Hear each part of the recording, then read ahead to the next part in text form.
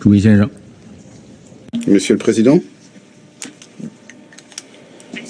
je remercie le représentant spécial Madame Lalim pour son exposé. Je salue la présence des ministres des Affaires étrangères d'Haïti, de la République dominicaine et d'autres représentants à la séance d'aujourd'hui. Monsieur le Président, le rapport du secrétaire général présenté la semaine dernière et l'exposé aujourd'hui de la représentante spéciale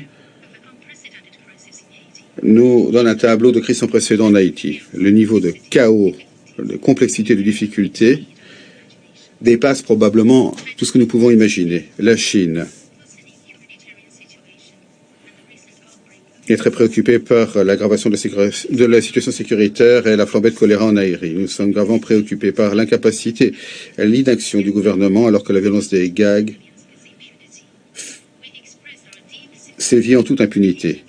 Nous apportons toute notre empathie au peuple haïtien, notamment les femmes et les enfants, au vu des souffrances provoquées par le chaos actuel. Les partis politiques en Haïti oublient les souffrances de la population et continuent à lutter pour les intérêts personnels et de leur parti. Cela est extrêmement décevant. Tous les partis politiques et factions haïtiens doivent comprendre leurs responsabilités et leurs devoirs en renforçant le dialogue et en s'unissant pour parvenir à un dialogue sur les dispositions politiques, la transition qui permettra de sortir de l'impasse et rétablir l'ordre constitutionnel. Le BINU doit agir pour pousser les partis et groupes politiques à aller au-delà de leurs différends, à mener des consultations politiques et à rédiger une feuille de route pour le processus politique. Nous nous félicitons du fait que les membres de la CARICOM soient prêts à faciliter le processus politique haïtien et aider le pays à sortir de l'impasse politique le plus rapidement possible. Monsieur le Président, éliminer le fléau de la violence armée, c'est un premier pas pour toute amélioration de la situation actuelle. C'est une condition préalable à une solution dans le pays. Les membres du Conseil et le secrétaire général comprennent bien la situation et il y a un vrai consensus. La résolution 2645 adoptée par le Conseil en juillet a indiqué que le Conseil était prêt à agir contre les membres des gangs et leurs partisans. Les porte-plumes sur Haïti, les États-Unis et le Mexique ont diffusé la semaine dernière un projet de résolution sur l'imposition de sanctions contre les bandes criminelles. Et nous nous en félicitons.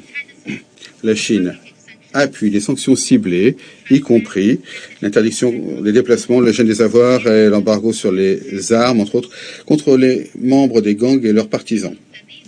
Nous espérons que ces mesures seront robustes et efficaces et qu'elles permettront vraiment de changer la donne pour lutter contre la violence des gangs, réprimer les auteurs de violence des gangs et les canaux d'acheminement en armes des gangs. Nous espérons que les porte-plumes nous écouteront, nous les États membres, et qu'ils adopteront nos points de vue pour améliorer le projet et l'affiner, pour faire en sorte que la conception des sanctions soit rigoureuse et permette de régler fondamentalement le problème. Nous devons empêcher les membres des gangs d'utiliser les vides juridiques pour éviter les sanctions. Il ne faut pas non plus que ce régime de sanctions soit une simple formalité sans véritables effets. Monsieur le Président, la proposition récente du secrétaire général pour aider Haïti à améliorer sa situation sécuritaire mérite d'être étudiée attentivement. La Chine est prête à mener un échange de vues approfondi avec d'autres.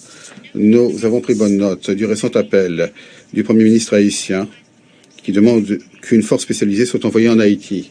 Nous avons également pris bonne note de l'opposition immédiate de certains partis et groupes politiques à la présence d'une force armée étrangère en Haïti.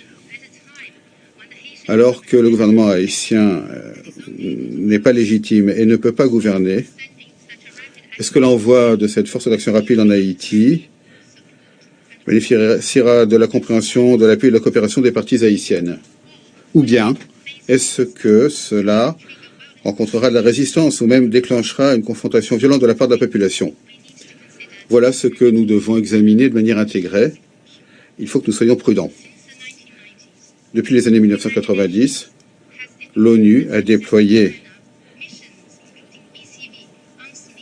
des missions les unes après les autres, la MINUSTAH, la MINUJUST et d'autres. Et maintenant,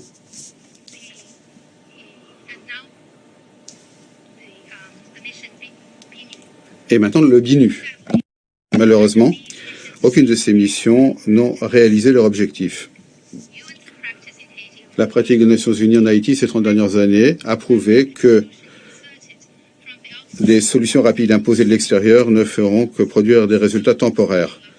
Il n'y aura pas d'effet durable sans une volonté forte, un objectif commun et la coopération de tous les secteurs de la société haïtienne. Le plaidoyer et les efforts extérieurs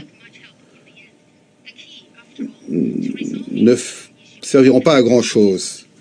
C'est le peuple haïtien lui-même qui détient la clé de la solution. La communauté internationale doit réfléchir à long terme et aider le peuple haïtien à trouver une solution locale, globale, basée sur sa propre situation qui est unique. Merci, Monsieur le Président.